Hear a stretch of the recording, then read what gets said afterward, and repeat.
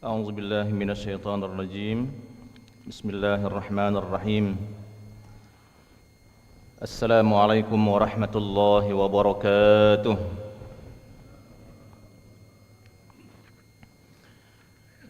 الحمد لله رب العالمين، وبه نستعين على أمور الدنيا والدين، والصلاة والسلام على أشرف الأنبياء والمرسلين، سيدنا وحبيبنا وشفيعنا ومولانا محمد سيد المرسلين وعلى آله وصحبه وسلم تسليما.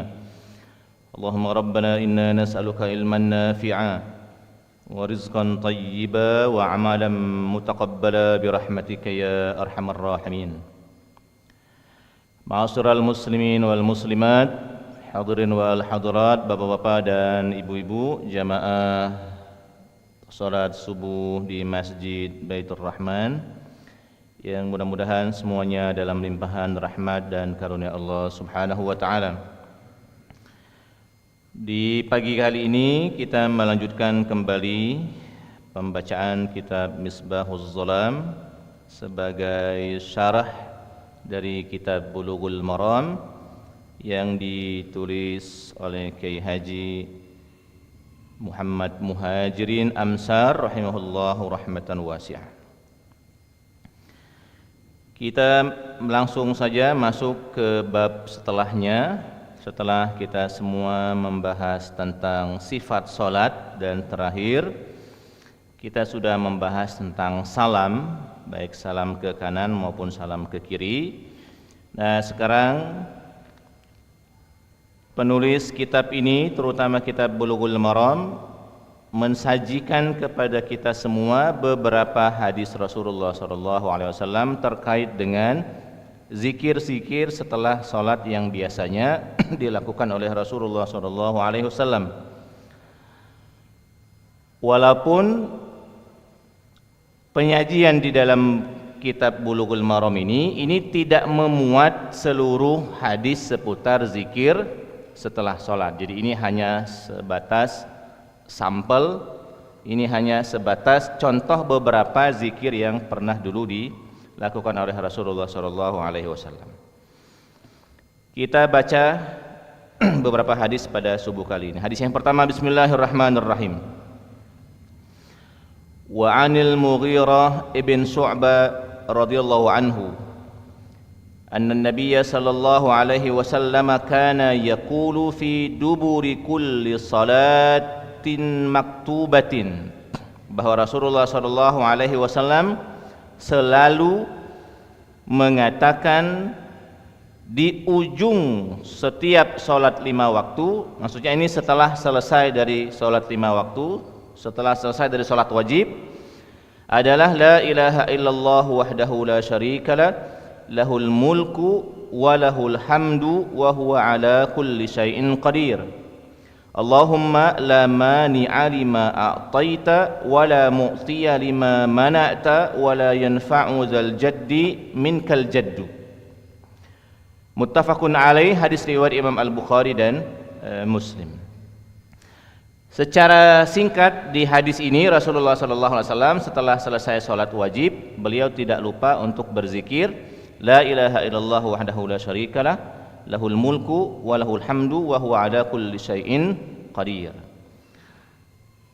Tambahan yuhyi wa yumit ini tambahan yang masih diperkenankan. Jadi kalau seandainya ada kita mendengar walahul hamdu yuhyi wa yumit wa huwa ala kulli syai'in qadir, itu tambahan yang masih diperkenankan.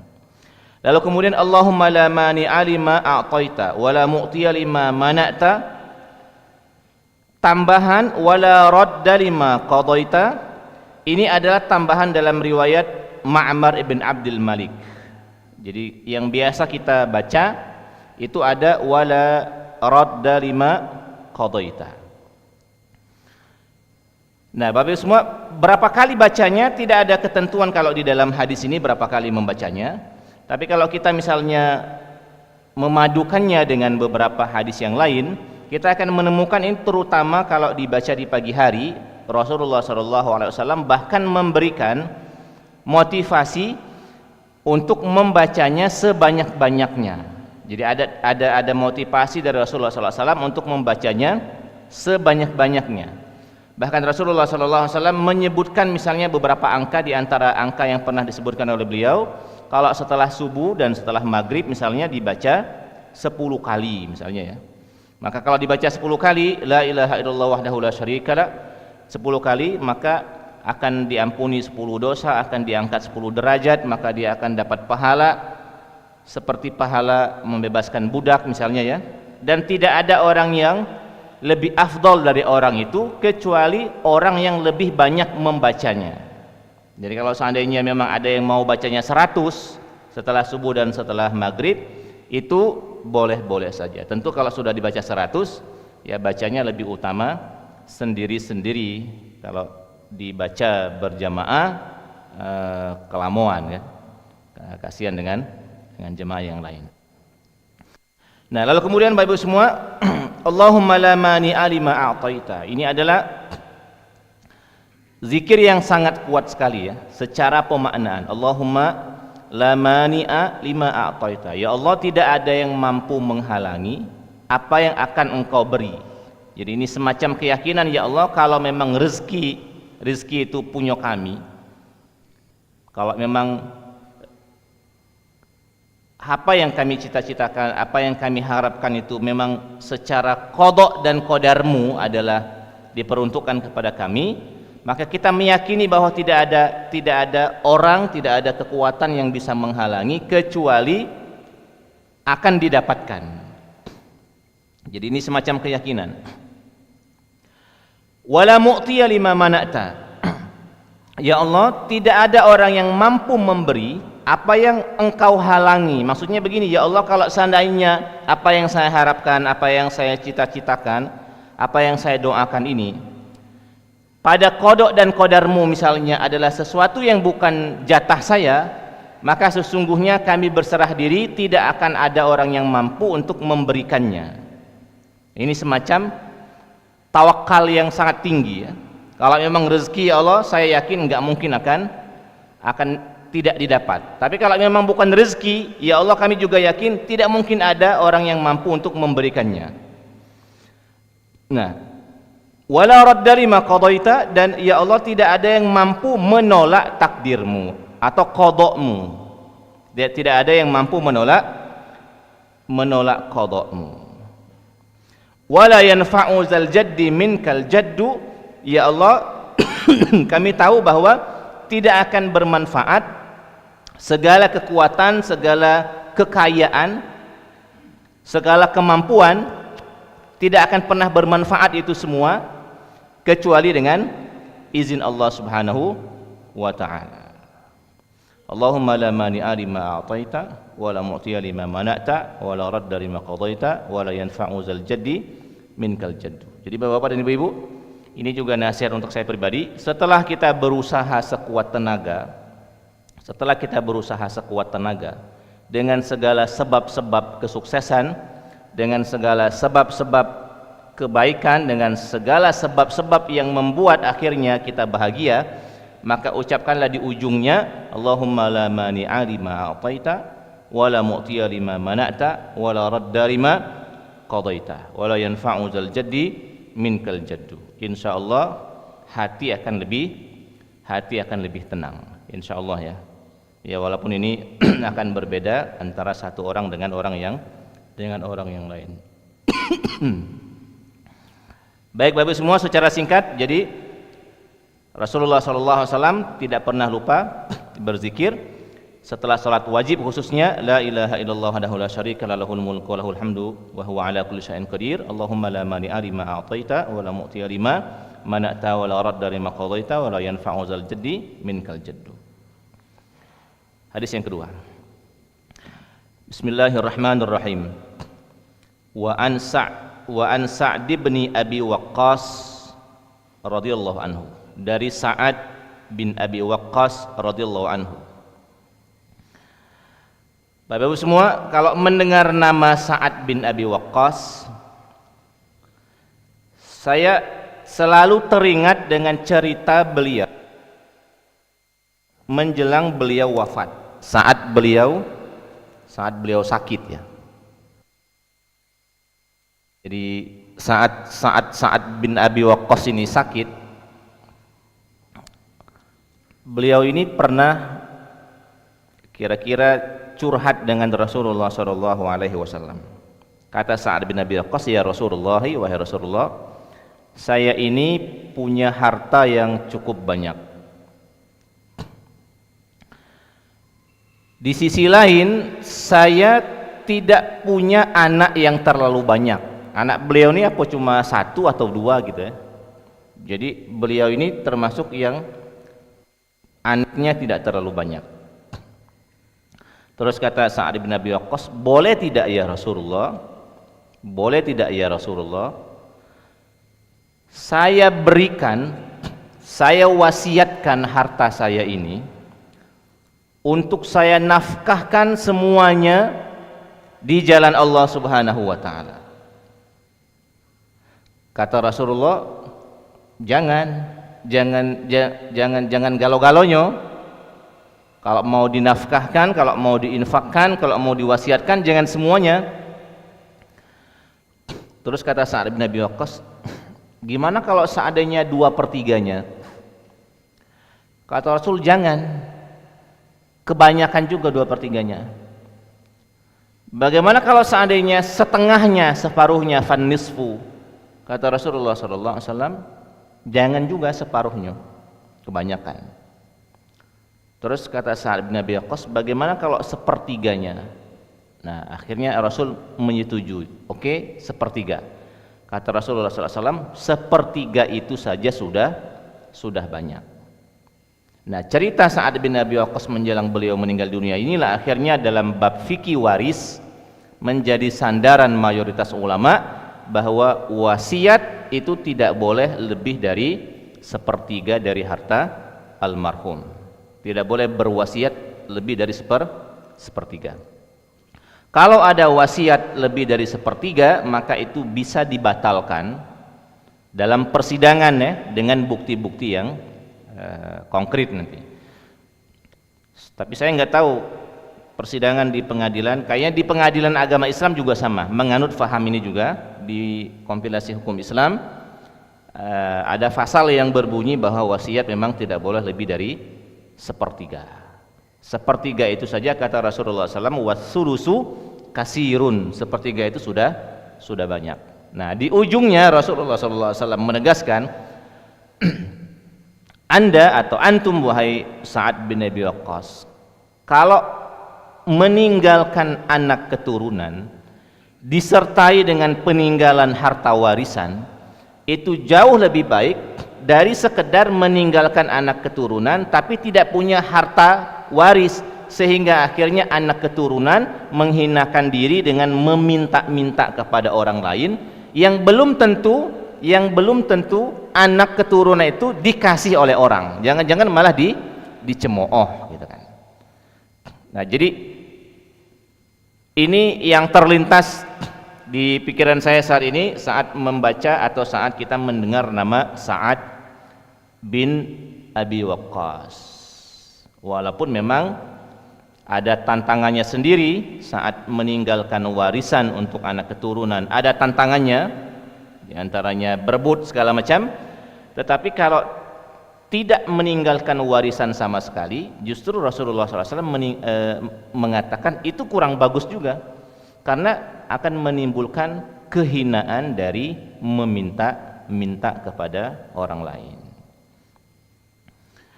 Baik, anna Rasulullah sallallahu alaihi wasallam, bahwa kata Sa'ad bin Abi Waqqas, Rasulullah sallallahu alaihi wasallam kana yata'awwazu bihinna dubura kulli shalah. Rasulullah sallallahu alaihi wasallam berlindung dengan zikir berikut ini setiap di ujung salat. Maksudnya selesai salat, gitu kan? Allahumma inni a'udzubika minal bukhli wa a'udzubika minal jubni wa a'udzubika min an uradda ila ardhalil umur wa a'udzubika min fitnatid dunya wa a'udzubika min adzabil qabri. Jadi ini salah satu yang kata Sa'ad bin Nabi Waqqas, di antara zikir yang selalu diucapkan oleh Rasul sallallahu alaihi wasallam. Ya Allah, Allahumma inni a'udzubika minal bukhli. Ya Allah, saya berlindung kepadamu dari sifat bakhil, dari sifat pelit. Wa minal jubni. Ya Allah, saya berlindung kepadamu dari rasa takut pengecut, gitu kan. Wa a'udzubika min an uradda ila ardhilil umur. Ya Allah, saya juga berlindung agar dijauhkan dari umur yang tidak bagus ya. Umur yang tidak bagus itu kalau sebagian ulama mengatakan ini umur apa ini? Umur pikun. Jadi umur pikun itu begini. Bukan hanya hitungan 70, 80, 90-nya, tapi sifatnya. Kalau seandainya 70 masih sehat walafiat, itu bagus. Tapi kalau seandainya 70 sudah pikun dalam arti menyusahkan banyak orang segala macam, nah itu yang didoakan oleh Rasulullah SAW. Kalau bisa jangan sampai terkena yang model seperti itu. Kalau umur 80 ini sebenarnya sudah umur lanjut. Tapi kalau 80 sehat walafiat, tidak banyak nyusahkan wong, itu bagus. Tapi kalau banyak nyusahkan orang segala macam, nah kalau bisa Rasul berdoa jangan disampaikan ke kondisi seperti itu. Wa a'udzubika min fitnatid dunya. Ya Allah, saya berlindung kepadamu dari fitnah dunia. Fitnah dunia ini, fitnah di sini maksudnya adalah bukan menuduh orang berbuat tapi dia tidak berbuat, tapi fitnah di sini maksudnya adalah kekacauan ya. Jadi berlindung kepada Allah Subhanahu wa taala dari segala kekacauan yang terjadi di dunia karena sebab. Dan di antara kekacauan dan di antara fitnah yang paling besar di dunia ini, bahkan Rasulullah SAW sebenarnya tidak terlalu mengkhawatirkan adanya kesyirikan setelah beliau wafat, tapi justru Rasulullah SAW mengkhawatirkan akan terjadi fitnah karena dua sebab. Yang pertama adalah karena Allah Subhanahu wa taala membukakan rezeki terlalu luas, dan yang kedua adalah karena fitnah lawan jenis. Dua fitnah inilah yang paling besar yang terjadi di muka bumi. Mudah-mudahan kita terhindar dari dua fitnah ini. Maksudnya fitnah dibukakan rezeki yang banyak akhirnya terlena, atau fitnah lawan jenis. Dan ini lintas umur, lintas starata, lintas semuanya pokoknya. Mau kiai mau bukan kiai, mau ustadz mau bukan ustadz, mau pejabat atau bukan pejabat, dua fitnah ini yang paling besar sekarang ini. Fitnah harta dan fitnah wanita. Bukan tidak boleh punya harta, boleh, asal kodenya adalah, kode etiknya adalah alhaakumut takatsur. Kalau alhaakumut takatsur itu hina. Kalau kita lalai karena banyak harta, itu terjadi fitnah dunia. Tapi kalau banyak harta justru lebih dekat dengan Allah Subhanahu wa taala, maka itu justru bagus. Nah, fitnah wanita seperti yang antum semua ketahui, untuk jalur yang halal saja kadang-kadang orang jatuh ya, apalagi menempuh jalur yang haram gitu kan. Maka na'udzubillahi min zalik. Orang-orang yang kita anggap selama ini bagus misalnya, tiba-tiba terjadinya di hotel Palembang lagi gitu kan. Saya tidak menyebutkan nama satu orang ya. Baik, hadis yang ketiga. Bismillahirrahmanirrahim. Wa an Thauban radhiyallahu anhu qala kana Rasulullah sallallahu alaihi wasallam idzan sarafa min salatihi istaghfarallaha thalasan. Rasulullah sallallahu alaihi wasallam jika selesai dari salatnya, beliau beristighfar 3 kali, astaghfirullah, astaghfirullah, astaghfirullah. Wa qala, lalu kemudian beliau mengatakan, Allahumma antas salam wa minkas salam, tabarakta ya dzal jalali wal ikram. Jadi astaghfirullah, astaghfirullah, astaghfirullah. Kemudian Allahumma antas salam wa minkas salam tabarakta ya dzal jalali wal ikram. Itu yang paling pendek ya. Allahumma antas salam wa minkas salam tabarakta ya dzal jalali wal ikram. Adapun tambahan Allahumma antas salam wa minkas salam wa ilaika ya'udus salam fahayyina rabbana bis salam wa adkhilnal jannata daras salam. Baru kemudian tabarakta rabbana wa ta'ala ya dzal jalali wal ikram. Ini tambahan yang sifatnya boleh-boleh saja dan baik-baik saja, karena tambahan ini tidak mengurangi esensi dari esensi zikir itu sendiri. Tapi kalau mau mencukupkan dengan Allahumma antas salam wa minkas salam tabarakta ya dzal jalali wal ikram, ya tentu saja bagus, tentu saja bagus.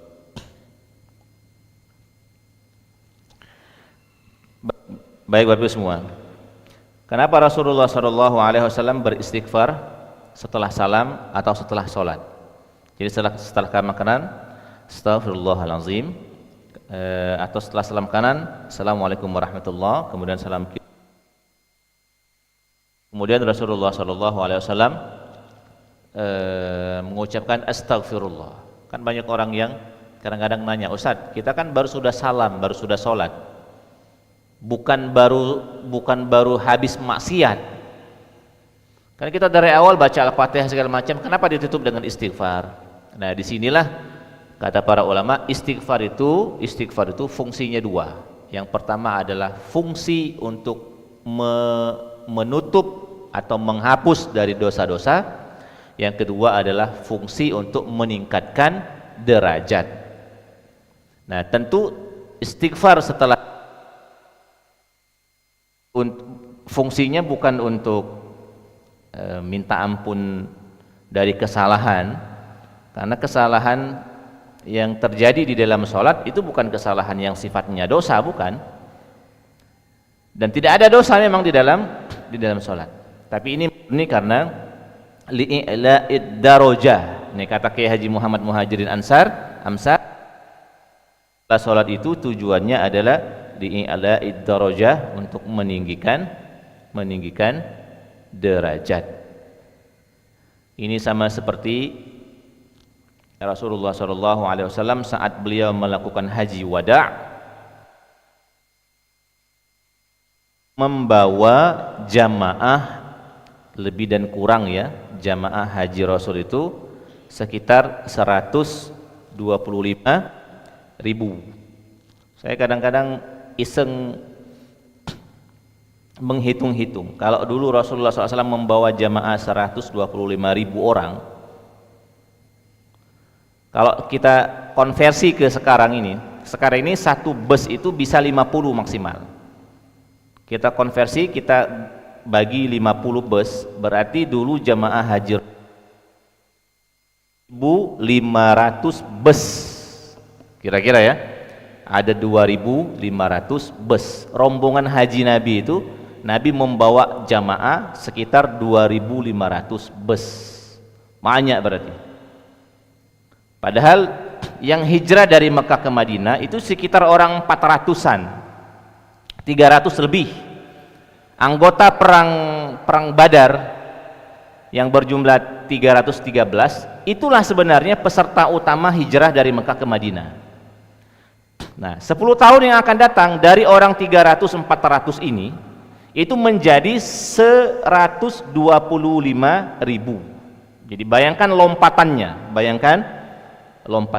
Nah, dari sini ada sebagian dari para pemikir strategik ya, yang menilai bahwa kalau ada usaha yang kita lakukan secara personal, itu biasanya jumlahnya tidak terlalu banyak. Buktinya selama 13 tahun di Mekah, ini dakwah Rasul SAW sebenarnya lebih ke dakwah personal, satu-satu.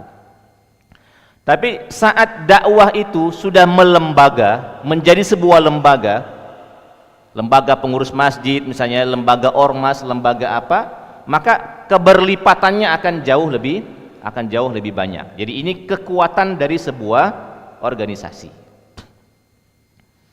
Kalau seandainya atas nama pribadi kita hanya mampu mengeluarkan duit 50.000, tapi kalau 50.000 ini digabung ada 100 orang, maka akan jadi luar biasa. akan jadi luar biasa. Kalau atas nama pribadi kita mampu misalnya untuk menggratiskan orang sekolah 1, 2, 3, 4, 5 atas nama pribadi.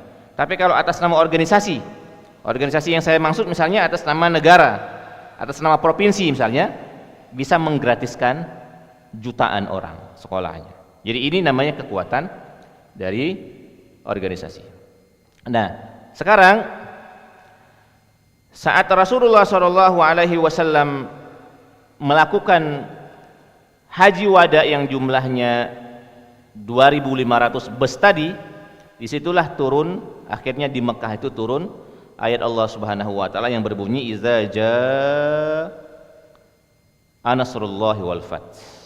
Kalau sudah datang kemenangan, kalau sudah datang kesuksesan, kalau sudah datang pertolongan Allah Subhanahu wa taala, wa ra'aitan nasa yadkhuluna fi dinillahi afwaja, dan kamu melihat orang-orang sudah berbondong-bondong masuk Islam. Artinya kan target tercapai, usaha sukses. Fasabbih bihamdi rabbika wastaghfir. Bertasbihlah kepada Allah dan beristighfarlah. Subhanallah, astaghfirullah. Jadi yang kita kedepankan adalah subhanallah dan astaghfirullah. Kenapa astaghfirullah? Tidak sukses? Bukan, justru astaghfirullah itu karena sukses. Kenapa astaghfirullah? Robo? Bukan karena robo. Astaghfirullahnya justru karena untung besar. Astaghfirullah. Ini namanya li'ila'i ad-darajah. Baik, jadi ada astaghfirullah, ada Allahumma antas salam, ada la ilaha illallah wahdahu la syarikalah, ada Allahumma la mani'a lima a'taita. Kemudian hadis yang berikutnya. Bismillahirrahmanirrahim. Wa an Abi Hurairah radhiyallahu anhu an Rasulillah sallallahu alaihi wasallam qala: Man sabbahallaha dubura kulli salatin salasan wa salasin. Kata Rasulullah SAW, siapa yang bertasbih setelah salat subhanallah 33 kali, wa hamidallah salasan wa salasin, dan mengucapkan alhamdulillah 33 kali, wa kabbarallah, dan mengucapkan Allahu akbar 33 kali. Fatilka tis'un wa tis'una. Kata Rasulullah, itu baru 99. Subhanallah 33, alhamdulillah 33, Allahu akbar 33. Ini baru 99. Maka kalau digenapkan menjadi 100 dengan ucapan la ilaha illallah wahdahu la syarikalah lahul mulku wa lahul hamdu wa huwa ala kulli syai'in qadir, berarti genap 100. Kata Rasulullah sallallahu alaihi wasallam, ghufirat lahu khatayahu, akan diampuni dosa-dosanya. Wa in kanat misla zabadil bahri, walaupun dosanya sebanyak air di lautan. Jadi jangan sungkan untuk setelah selesai salat subhanallah 33, alhamdulillah 33, Allahu akbar 33, dan genapkan 100. Allahu akbaru, biasanya kita Allahu akbaru kabira walhamdulillahi katsira wa subhanallahi bukratan wa asila, la ilaha illallah wahdahu la syarikalah lahul mulku wa lahul hamdu wa huwa ala kulli syai'in qadir. Insyaallah diampuni semua dosa, walaupun dosanya sebanyak air di lautan. Berikutnya, wa an Mu'az bin Jabal radhiyallahu anhu anna Rasulullah sallallahu alaihi wasallam qala, dari Mu'az bin Jabal radhiyallahu anhu Rasulullah SAW bersabda, usika ya Mu'az, saya mewasiatkan kepadamu wahai Mu'az, la tada'anna dubura kulli salatin, janganlah engkau setiap selesai salat untuk mengucapkan Allahumma a'inni ala zikrika wa syukrika wa husni ibadatik. Ya Allah, bantulah saya, tolonglah saya untuk mengingatmu. Ya Allah, bantulah saya, tolonglah untuk bersyukur kepadamu. Ya Allah, bantulah saya, tolonglah saya untuk ibadah kepadamu. Ini wasiat Rasul dengan Mu'az bin Jabal. Dan ini juga wasiat Rasul sebenarnya untuk umatnya sallallahu alaihi wasallam. Lupa doa ini, Allahumma a'inni ala zikrika wa syukrika wa husni ibadatik. Allahumma a'inni, ya, Allahumma a'inni ala dzikrika wa syukrika wa husni ibadatik. Hadis berikutnya,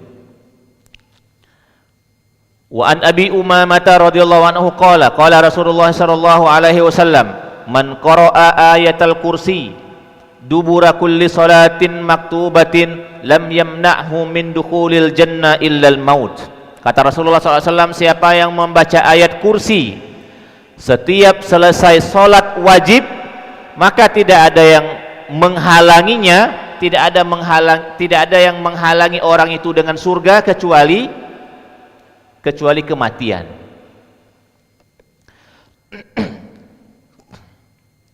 Bapak Ibu semua, jangan pernah lupa untuk membaca ayat kursi setelah sholat wajib semuanya, subuh, zuhur, asar, maghrib, isya. Kata Rasulullah SAW, siapa yang membaca ayat kursi ini, jarak antara dia dengan surga ini tidak ada kecuali kematian. Maksudnya karena dia masih hidup ya. Kalau dia mati, insya Allah masuk surga. Jadi dia kematian surga. Jangan lupa baca ayat kursi setiap selesai sholat.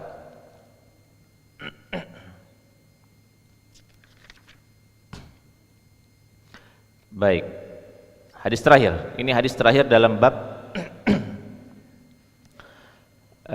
sholat dan zikir setelah sholat. Wa an Malik bin Al-Huwairith radhiyallahu anhu qala qala Rasulullah sallallahu alaihi wasallam, dari Malik bin Al-Huwairith radhiyallahu anhu qala, berkata Rasulullah SAW bersabda, sallu kama ra'aitumuni usolli, salatlah kalian sebagaimana kalian melihat saya salat. Ini sebagai penutup dari rangkaian salat dan ibadah setelah salat.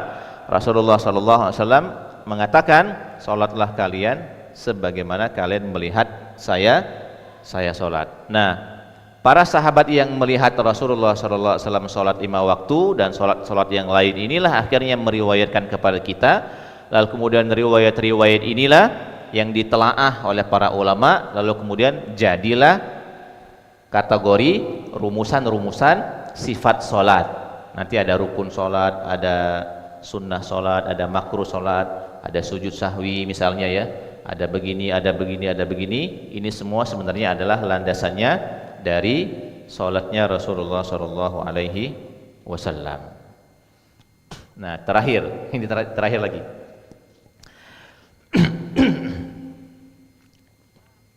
Adapun zikir yang biasa dibaca oleh masyarakat Sumatera Selatan secara umum ya, setelah sholat maghrib dan setelah sholat subuh. Ini menurut pandangan kami pribadi ya, ini adalah gabungan antara zikir setelah sholat dan zikir pagi serta zikir sore. Jadi zikir yang biasa dibaca oleh masyarakat Sumatera Selatan secara umum, ini adalah gabungan antara zikir setelah sholat dan zikir pagi. Nah, bukan kebetulan, karena dalam sejarah sampainya zikir yang biasa diwiridkan oleh masyarakat Sumatera Selatan ini adalah peran dari para ulama-ulama kita terdahulu, terutama peran dari Syekh Abdus Somad Al-Falimbangi. Akhirnya jadilah zikir setelah subuh dan setelah sholat itu nyaris seragam, yang dimulai dengan istighfar, la ilaha illallah wahdahu la syarikalah, Allahumma antas salam, atau Allahumma ajirna minan nar, Allahumma antas salam, kemudian Al-Fatihah, kemudian ayat kursi, kemudian syahidallahu annahu la ilaha illallah wa wal malaikatu wa ulul ilmi qa'iman bil qisti, kemudian seterusnya inna dina indallahil islam, kemudian kulillahumma malikal mulki tu'til mulka man tasha, baru kemudian subhanallah 33, alhamdulillah 33, Allahu akbar 33, kemudian ditutup dengan Allahumma la mani alima, ditutup dengan salawat, lalu kemudian ditutup dengan ya latifu ya kafi ya hafizu ya syafi, kemudian baru lanjut dengan la ilaha illallah 10 kali, baru kemudian setelah itu selesai. Ini adalah wirid yang dulu dibawa oleh Syekh Abdus Somad Al-Falimbangi menurut keterangan Syekh Abdul Somad Al-Falimbangi, zikir ini dulu masuk ke Indonesia itu mula-mula dibawa oleh Syekh Abdul Rauf As-Singkili, orang Singkil, orang Aceh. Nah, Syekh Abdul Rauf As-Singkili ini dapat dari mana zikir itu? Dapat dari Syekh Ahmad Al-Qushasi yang ada di Madinah. Dapatnya dari Syekh Ahmad Al-Qushasi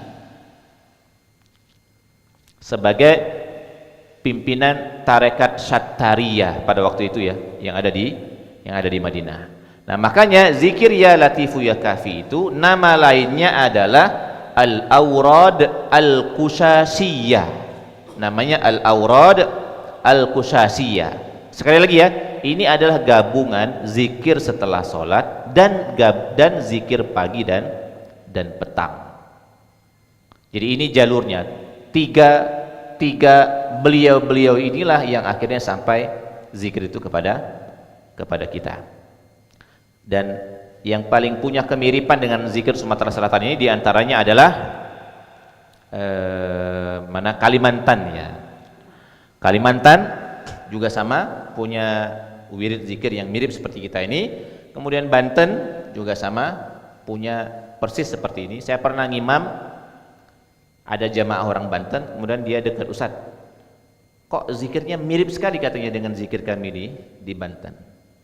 Saya bilang kalau seandainya memang ada kemiripan, sangat mungkin karena hubungan antara Banten dengan Sumatera Selatan ini hubungannya bagus. Karena Kiai Haji Tubagus Makmun Banten ini sebagai ulama qori juga asli Banten itu punya hubungan yang baik dengan orang Sumatera Selatan.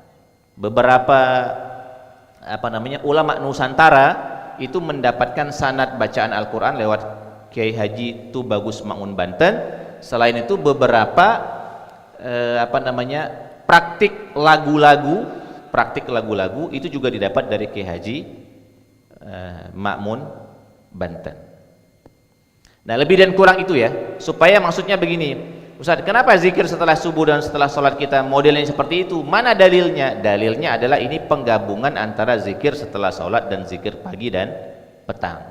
Tentu saja zikir pagi dan zikir petang ini lebih umum. Semua ayat Al-Quran, semua hadis-hadis tentang zikir itu boleh dijadikan sebuah zikir. Nah, kalau di Palembang selain dari zikir ini yang paling populer apa? Ratib Al-Haddad, ini yang paling populer. Jadi susunannya adalah Ratib Al-Haddad, susunannya adalah susunan yang dibuat oleh Imam Al-Haddad. Kemudian ada Al-Wirdu Al-Latif misalnya, ada wirid Ratib Al-Attas misalnya kan. Kemudian ada wirid-wirid yang lain yang cukup populer, misalnya wirid yang disusun oleh Syekh Hasan Al-Banna misalnya ya, zikir pagi dan zikir sore. Ada maksurat sugro, ada maksurat kubro. Sekali lagi ini adalah ijtihad para ulama mengumpulkan ayat Al-Quran, mengumpulkan hadis-hadis menjadi sebuah paket zikir. Boleh saja, tidak ada yang salah. Nah, lebih dan kurang itu yang bisa kita sampaikan di kesempatan yang terbatas ini. Jika memang ada hal-hal yang pengen ditambahkan atau yang pengen ditanyakan, kami persilahkan. Di sini ada mikrofon. Ini juga, Ustaz. Hai. Assalamualaikum warahmatullahi wabarakatuh. Assalamualaikum warahmatullahi wabarakatuh. Ada 3 pertanyaan. Yang pertama, Masya Allah. tapi singkat-singkat ini, Ustaz. Ya, siap. Ada yang sering kita dengar itu setelah sholat itu yang diduluinya dengan menyebut Alhamdulillah baru istighfar gitu. Oke. Ada nggak dasarnya? Yang kedua, Allahumma ajirni minan nar, itu kan asal hadisnya.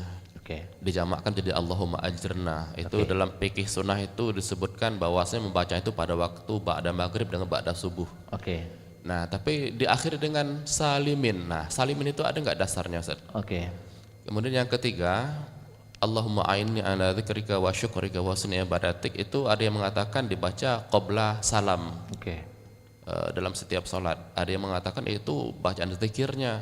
Oke. Tapi ada juga yang membaca doa dengan kalimat itu. Mana yang paling pas kira-kira, Ustaz?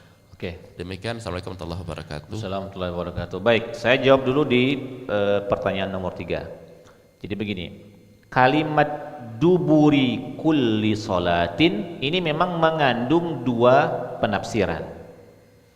Di ujung setiap solat. Nah, penafsirannya, apakah di ujung setiap solat itu masih di dalam solat sebelum salam?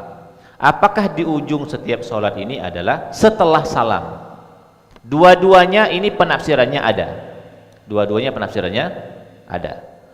Nah, kalau hanya mengambil duburi kulli sholatin ini maknanya adalah di dalam sholat saja, nggak mungkin di dalam sholat subhanallah 33 kali, Allahu Akbar 33 kali, alhamdulillah 33 kali. Berarti untuk kasus ini mesti kita bawa dubur ini maksudnya adalah setelah sholat. Nah, makanya 2 makna ini adalah 2 makna yang sama-sama benar, tinggal nanti konteksnya saja. Nah, sekarang kalau seandainya Allahumma inni ala dzikrika wa syukrika wa husni ibadatik mau dibaca sebelum salam menjadi doa setelah innaka hamidum majid, Allahumma inni a'udzubika min azabil qabri min azabin nar. Kemudian setelah itu kita doa Allahumma inni ala dzikrika wa syukrika wa husni ibadatik. Itu boleh-boleh saja, benar-benar saja, bagus-bagus saja. Dan memang ada penafsiran yang mengarah ke sana. Tapi kalau seandainya Allahumma inni ala zikrika wa syukrika wa husni ibadatik dibaca setelah salam, tentunya boleh-boleh saja, benar-benar saja, dan ada juga penafsiran yang mengarah ke sana. Itu yang pertama. Yang kedua, Allahumma ajirni minan nar. Jadi bacanya itu ajirni atau ajirna, bukan ajirni, bukan ajirna. Jadi tanpa tasdid. Allahumma ajirna, ya Allah jauhkanlah kami minan nar 7 kali. Nah, memang ini secara asar, secara riwayat ini dibaca 7 kali setelah maghrib, setelah subuh. Makanya kalau dibaca setelah zuhur, setelah asar, kadang-kadang ya walaupun ini zikirnya bisa dalam konteks khusus setelah maghrib, setelah subuh, bisa juga dalam konteks umum, mau setelah sholat, mau di luar sholat, kita berharap dijauhkan dari neraka. Cuma kadang-kadang begini konteksnya di masyarakat ya, kalau setelah zuhur, setelah asar itu kalau mau zikir sama-sama itu jangan lama-lama. Jangan lama-lama. Kalau setelah subuh dengan setelah maghrib mungkin orang sudah prepare, mandi, bawa sejadah, duduk sambil istirahat, zikir lama-lama udah jadi masalah. Saya atas nama pribadi sebenarnya lebih suka memang Allahumma ajirna minan nar itu cuma khusus setelah maghrib dan setelah subuh. Setelah zuhur dan setelah asar nggak usah, pakai zikir yang lebih pendek saja. Maksudnya bagian itu nggak usah dibaca saja. Nah, kemudian Allahumma ajirna minan nar, Allahumma ajirni minan nar, Allahumma ajirni minan nar ya salimin. Apa tambahan ujungnya? Ya. Apa bunyi teks ujungnya, mana Ustaz ini? Ustaz Umar, apa Ustaz Umar? Allahumma ajirna minan nar, Allahumma ajirna minan nar. Ya.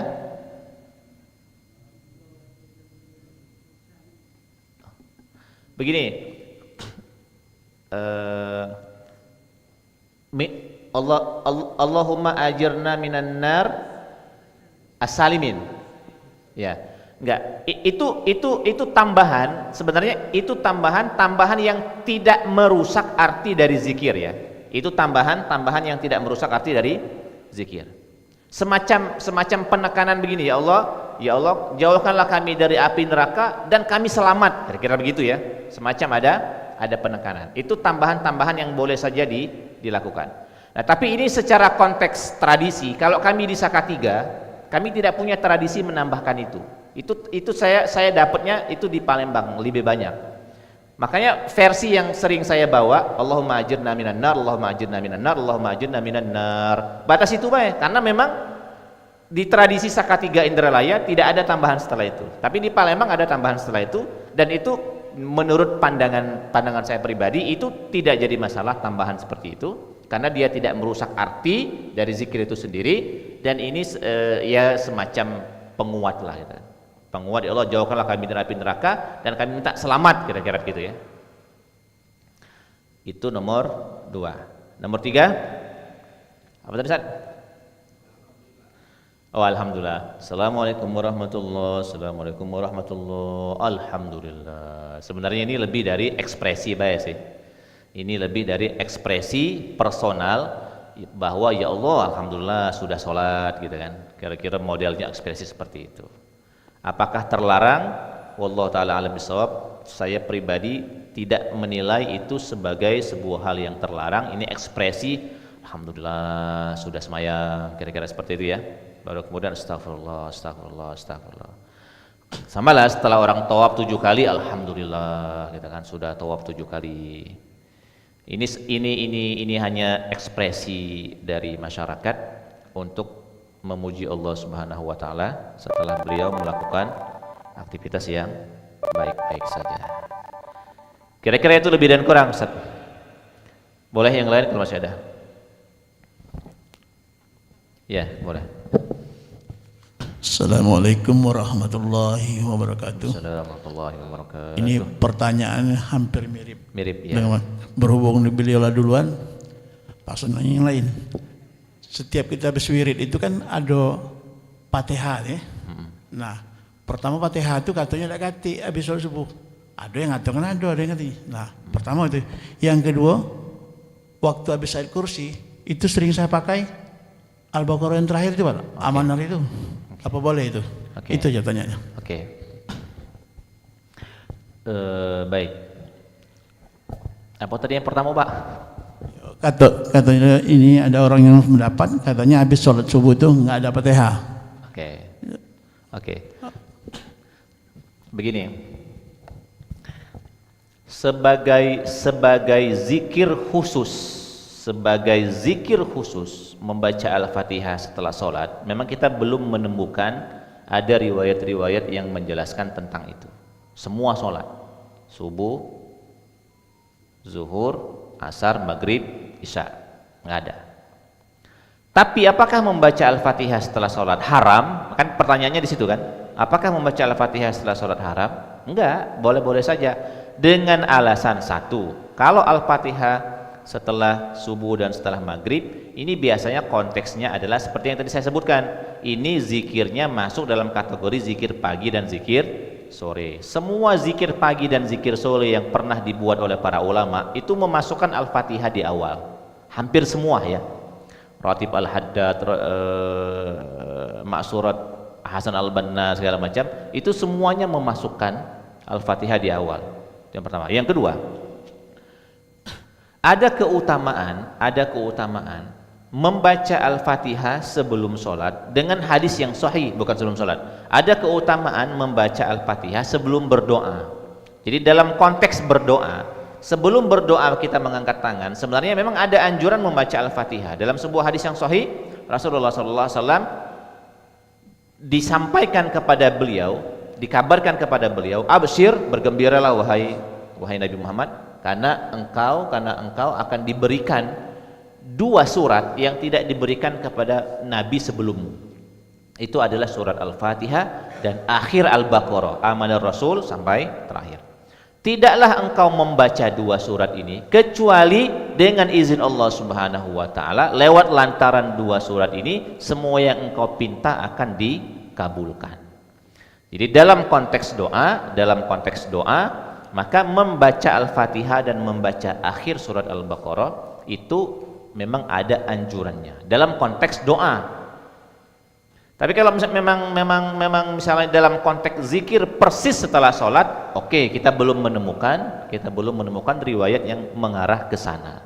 Jadi pertanyaan Bapak, Al-Fatihah setelah subuh boleh, Al-Fatihah setelah maghrib boleh, bahkan Al-Fatihah setelah zuhur, setelah asar, setelah Jumat, dalam konteks karena setelah itu kita mau berdoa. Nah berikutnya, kalau menambahkan lillahi ma fis samawati wa ma fil ard dan seterusnya, itu bagus juga sebagai zikir pagi dan sebagai zikir sore. Memang ada anjuran untuk membaca lillahi ma fis samawati wa ma fil ard dalam konteks zikir pagi dan zikir sore. Kira-kira begitu Pak. Saya juga mengamalkan akhir Al-Baqarah di ujung di setiap sore dan di setiap pagi. Lebih dan kurang. Terima kasih Pak Ustaz. Ya, mari. Assalamualaikum warahmatullahi wabarakatuh. Assalamualaikum warahmatullahi wabarakatuh. Bagaimana ada yang kalau kita kan suka zikir bersama, ada yang tidak mau zikir bersama, bahkan berdoa saja dia tidak mau bersama, sendiri-sendiri. Oke. Dianggap itu tidak ada ajaran dari Nabi. Oke. Baik, dalam konteks zikir bersama, memang begini, yang disepakati oleh para ulama itu adalah zikir bersuara setelah sholat. Ini pertama ya, ini disepakati.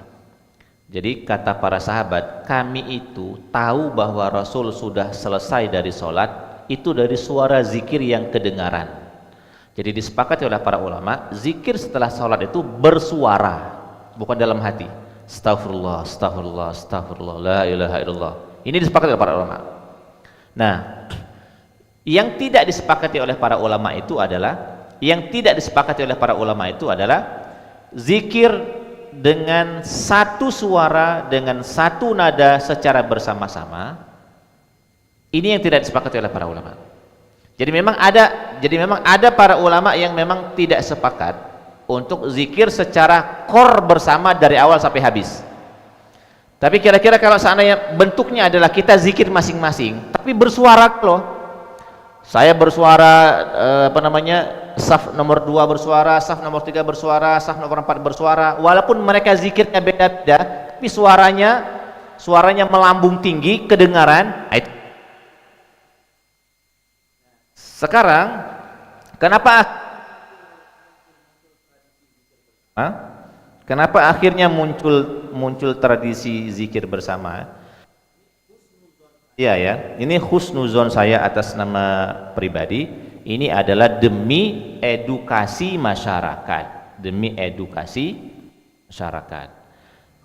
Terus terang saya secara pribadi, ini pengalaman pribadi saya secara pribadi mula-mula hafal zikir itu karena ikut zikir bersama. Jadi nilai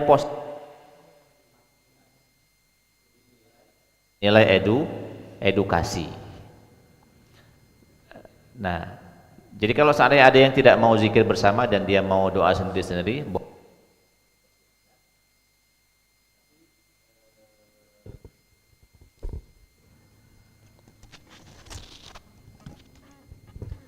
kalau ada yang mau zikir sendiri-sendiri dan ada yang mau doa sendiri-sendiri, kita persilahkan, maksudnya jangan kita cela, kita persilahkan, karena itu adalah sesuatu yang memang pada dasarnya memang harus dilakukan sendiri-sendiri.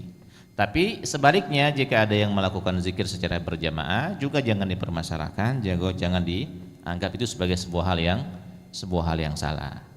Karena husnuzonnya adalah ini bagian dari edukasi untuk masyarakat. Karena tidak semua masyarakat itu belajar zikir itu secara formal di ruang-ruang kelas, enggak.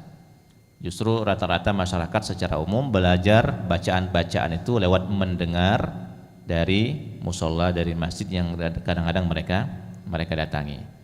Nah, cuma supaya enak dilihat dan tidak terkesan melawan begitu ya.